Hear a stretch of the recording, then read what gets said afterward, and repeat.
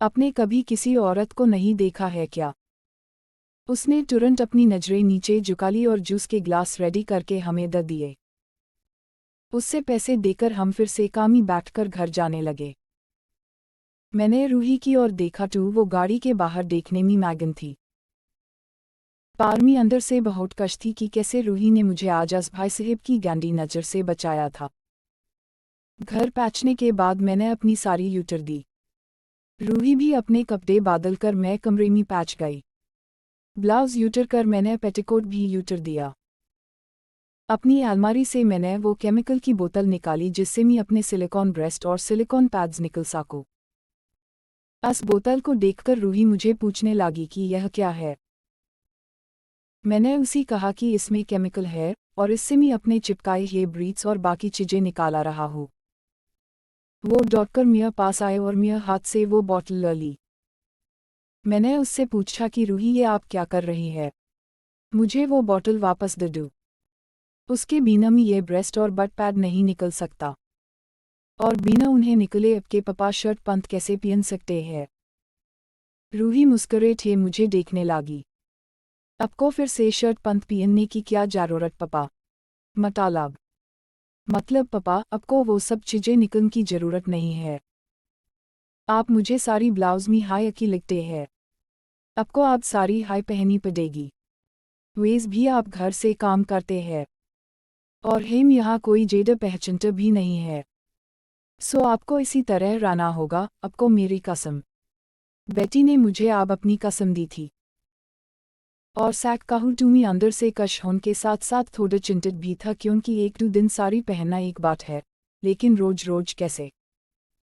रूही अगर पापा को अर्जेंट काम से शर्ट पंत पहना पड़ा तो आप एक दिन के लिए मेरा असली पापा बन जाना। पर अगला दिन आपको फिर से मैं मम्मा बनाना पड़ेगा। और रूही जो आपकी मर्जी। अपनी बेटी के लिए पापा कुछ भी करेंगे।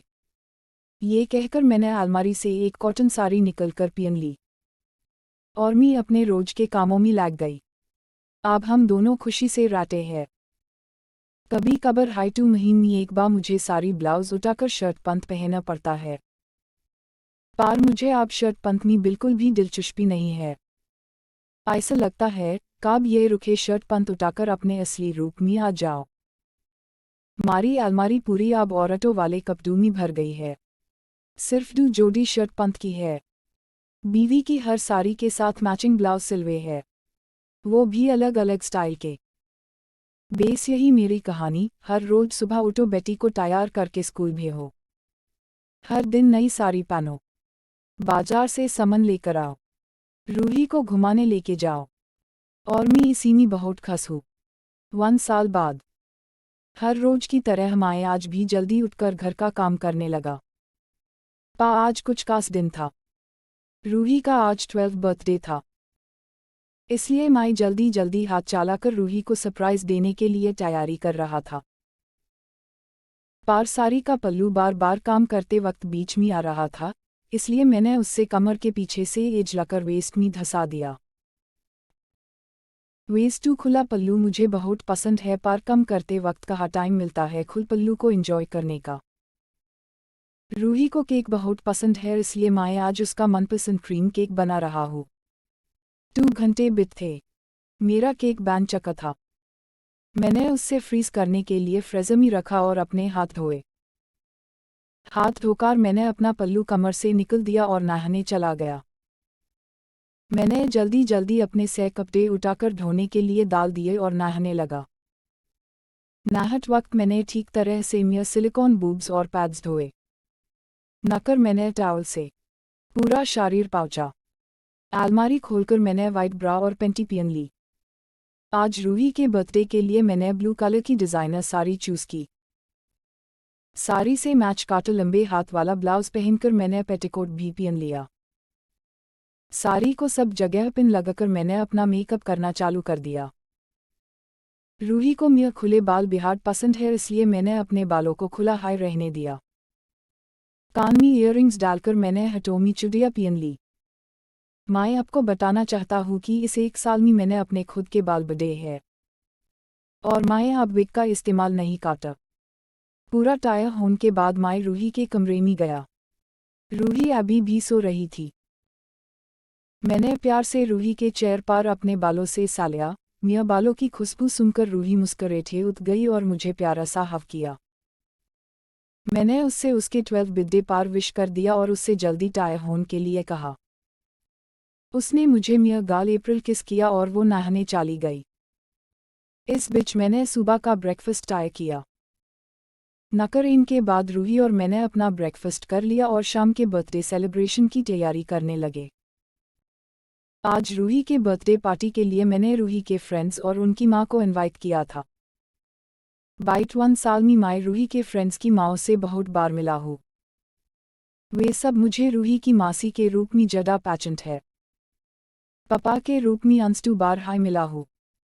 घर का डेकोरेशन करते करते हमें शाम 5 बज गए। सब तैयारी खत्म होने के बाद रूही और मैंने नए कपड़े पहन लिए। रूही के कहने पर मैंने उसकी चूज की ये लाल साड़ी में कमल का लग रहा था। रूही ने पिंक कलर का फ्रॉक पहना था जिसमें वो एकदम बुढ़िया जैसी लग रही थी। 7 बजते ही सब एक एक करके इन लगे।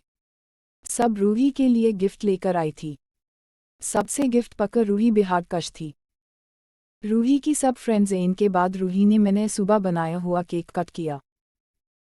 सबने उससे जन्मदिवस की ढेर सारी बधाइयाँ दी। केक कट होने के बाद मैंने सबके लिए खाना लगाया। सबको मेरे हाथ का बनाया हुआ खाना बेहद पसंद आया था। खाना खाने के बाद हम सब और बैठकर बेटाइम करने लगी। सबने मेरी नई साड़ी की तारीफ की और मुझे कॉम्प्लीमेंट भी दिया कि मैं इस साड़ी बेहद खूबसूरत लग रही हूँ। बेटाइम करते करते एक औरत ने मुझसे रूही के पापा के बारे में पूछा। मैंने उन्हें बता दिया कि वे काम के सिलसिले में बाहर गए हैं, इसलिए उन्होंने मुझे रूही के साथ रहने के लिए बुलाया है। सबको मेरी बात पर यकीन हो गया। रात के 11 बजने के बाद सब और अपनी लड़कियों के साथ अपने घर चली गई। सब जाने के बाद मैंने भी अपनी साड़ी उतारी और एक दूसरी साड़ी पहन ली। रूही भी अपने कपड़े चेंज करके मेरे रूम में आ गई। वो अपने हाथ में कुछ चपा रही थी। मैंने उससे पूछा तो उसने मेरे हाथ में एक ट्रॉफी लेकर पकड़ा दी। मैंने उस ट्रॉफी के ऊपर लिखी लाइन को पढ़कर तो उस पर लिखा था, वर्ल्ड्स बेस्ट मॉम। उससे पढ़कर तो मेरे आंखों में आंसू आ गए। मैंने रूही को जोर से हग किया और उससे किस किया। मेरे आंसू पोंछते रूही कहने लगी, आप रोइए मत पापा, आपका काजल फेड हो जाएगा। उसकी बात सुनकर मैंने उससे झूठ मूठ के गस्मी मुंह बनाकर कहा, इतनी चिंता है मेरे काजल की तो मुझे रुलटी क्यों हो। रूही ने मुझे सॉरी पापा बोलकर फिर से गेल लगा लिया। रूही ने आज मुझे मेरी लाइफ की सबसे बड़ी खुशी दी है, मुझे वर्ल्ड की सबसे अच्छी माँ का दर्जा देकर। इसलिए मैं भी उससे बदले में मुझे माँ कहने का अधिकार देना चाहता था। इसलिए मैंने रूही से कहा, बेटा आज से तुम मुझे सिर्फ माँ कहकर पुकारोगी, सिर्फ तभी मुझे पापा कहकर पुकारना जब मैं पापा की तरह ड्रेसअप करूँ। रूही मेरी बात सुनकर बेहद कश हो गई और कहने लगी, थैंक यू माँ, पर आपको भी एब्स मेरे सामने भी अपने आप को ऑटो के प्रोनाउंस करना होगा। मैंने उससे हाँ माई करूँगी बोलकर जोर से हक किया। उस दिन से मनो हम दोनों एकदम माँ और बेटी की तरह जीने लगे।